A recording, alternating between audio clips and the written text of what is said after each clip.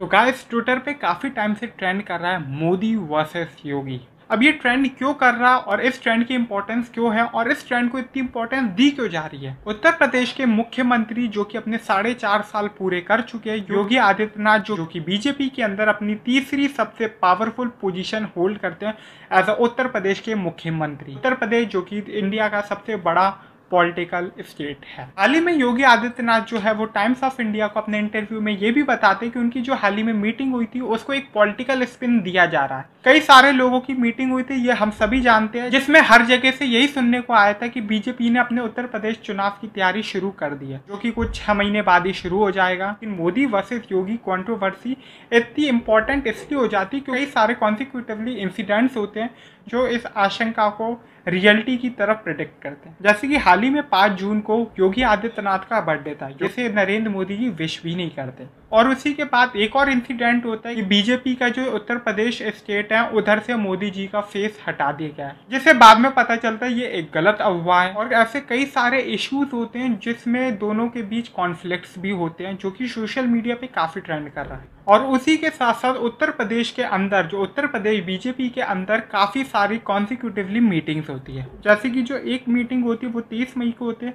जिसमें prime minister Narendra Modi, union home minister Amit Shah, BJP president JP Nadda, sir Keshava Dattatreya के साथ साथ यूपी के BJP general secretary Sunil Bansal भी होते हैं। उसी के साथ साथ एक और मीटिंग होती है जिसमें दत्तरेया होशियाबल लखनऊ जाते हैं और वो संघ के काफ़ी लोगों के साथ मीटिंग करते हैं, जिसमें वो गवर्नमेंट का फीडबैक लेते हैं लोगों से। एक और मीटिंग होती है जिसमें बीजेपी के जनरल सेक्रेटरी BL संतोष और यूपी के incharge Radha Mohan Singh state leader से मिलते हैं और स्टेट मिनिस्टर से मिलते हैं लखनऊ में योगी आदित्यनाथ के बारे में जानने के लिए। हालांकि इस मीटिंग के बाद जो संतोष जी हैं वो ट्वीट पे ये बताते हैं कि योगी आदित्यनाथ की लीडरशिप है वो काफ़ी अच्छी है और वो योगी आदित्यनाथ के नाम पे ही 2022 का इलेक्शन लड़ेंगे। लेकिन ऐसी कई सारी चीज़ें जो बीजेपी की लीडरशिप को डाउट कर रही है कि वो योगी आदित्यनाथ के नाम को आगे यूज़ करेंगे भी कि नहीं।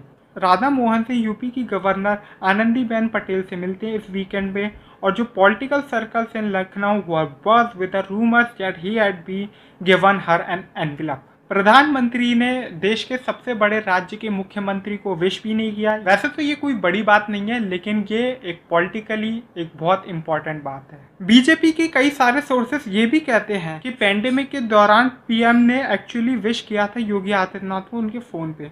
हाँ, सेकंड वेव होने की वजह से वो ट्विटर पे नहीं डाल पाए। ऐसे कई सारे रूमर्स और फैलने लगे कि जुलाई या अगस्त में उत्तर प्रदेश की कैबिनेट को रीशफल किया जाएगा। AK शर्मा जो कि एक फॉर्मर ब्यूरोक्रेट थे, जो कि मोदी के बहुत ही नजदीक है, उनको भी इंक्लूड किया जाएगा। हालांकि योगी आदित्यनाथ ने इस बात का पहले विरोध भी किया था। लेकिन योगी आदित्यनाथ का ये भी कहना है कि जो कैबिनेट है उसमें कोई चेंज नहीं होगा, और स्पेशली रिगार्डिंग शर्मास इंक्लूजन। ताकि जो योगी आदित्यनाथ है वो आज की डेट में एक बहुत ही इंपॉर्टेंट लीडर है बीजेपी के, क्योंकि उनके हाथ में देश के सबसे बड़े राज्य की कमान है। क्वेश्चन इसलिए किया जा रहा है क्योंकि पिछली बार जो यूपी का इलेक्शन था वो मोदी के नाम पे जीता गया था। लोग आज भी बीजेपी में सबसे ज़्यादा मोदी के नाम पे ही वोट मांगते हैं और मोदी के नाम पे ही वोट डालते हैं। लेकिन जो मोदी की इमेज है वो काफ़ी वीक हुई है because of the miss handling of the pandemic. और पिछले इलेक्शन की भी अगर हम बात करें, पिछले इलेक्शन में भी बीजेपी ने हर एक कम्युनिटी से एक एक लीडर उतार दिया था। इसका रिजल्ट ये हुआ था कि उन्हें एक प्रचंड बहुमत मिली थी। जो सबसे पहला नाम जो चल रहा था वो केशव प्रसाद मौर्य का था, जो इस वक्त करंटली डिप्टी CM है उत्तर प्रदेश के। योगी आदित्यनाथ जो इस वक्त मुख्यमंत्री है वो उस रेस में भी नहीं थे। योगी आदित्यनाथ लोकसभा के मेंबर थे, क्योंकि जब प्रेडिक्शन ये की गई थी कि राजनाथ सिंह उत्तर प्रदेश के मुख्यमंत्री बनेंगे तो मना कर दिया गया था कि लोकसभा से एक भी आदमी नहीं जाएगा, जितने भी होंगे वो स्टेट के ही आदमी होंगे जो लड़ेंगे। एक आशंका ये भी बन रही है कि मोदी एंड शाह में still replace Adityanath soon after the Covid numbers are under control. The entire tussle is a way of containing opposition against the state government, with those criticizing it being made to feel assured PM Modi is also upset with the CM. Modi and Shah may even consider breaking Uttar Pradesh into 4 or 5 parts, legitimate administration reasons, but the aim of cutting Adityanath to size.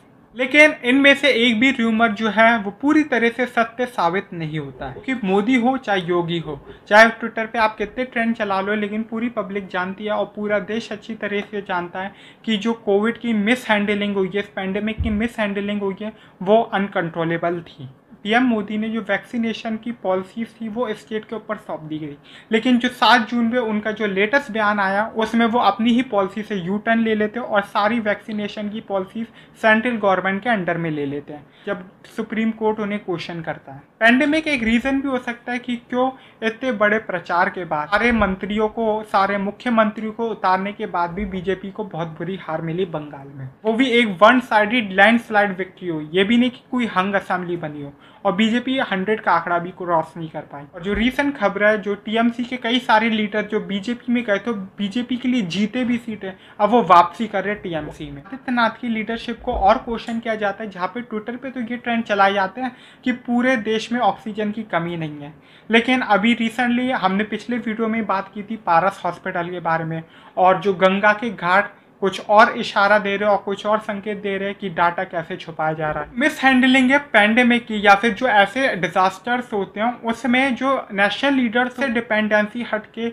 लोगों का जो भरोसा है वो regional leader की तरफ चला जाता है। यही रीजन है कि जो लास्ट यूपी के अंदर पंचायत चुनाव हुए थे, जो कि अभी कुछ महीनों पहले या कुछ हफ्तों पहले ही जिनका रिजल्ट आया, उसमें समाजवादी पार्टी जो है वो लार्जेस्ट सिंगल पार्टी बनी बीजेपी को हराकर। दूसरे नंबर पे बीजेपी आए और तीसरे नंबर पे बीएसपी आए, और फिर कांग्रेस और रालद जैसी पार्टी भी आए।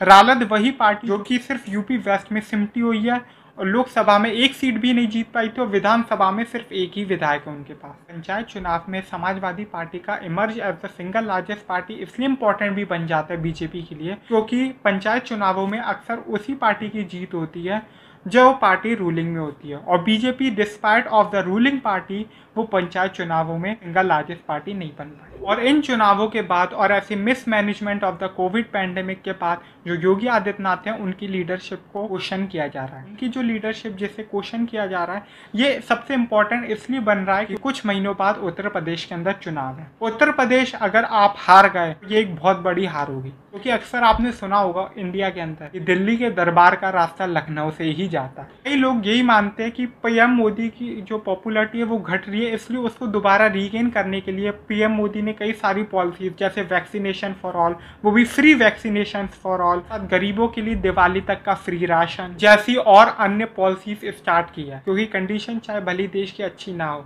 लेकिन जो पॉलिटिकली ये अज्यूम किया जा रहा है कि एक सेंट्रल और उत्तर प्रदेश की जो बीजेपी है उनके बीच में एक बहुत बड़ा कॉन्फ्लिक्ट देखने को मिल रहा है। तो ये थी पूरी योगी वर्सेस मोदी या मोदी वर्सेस योगी कंट्रोवर्सी जो इस वक्त ट्रेंड कर रही है।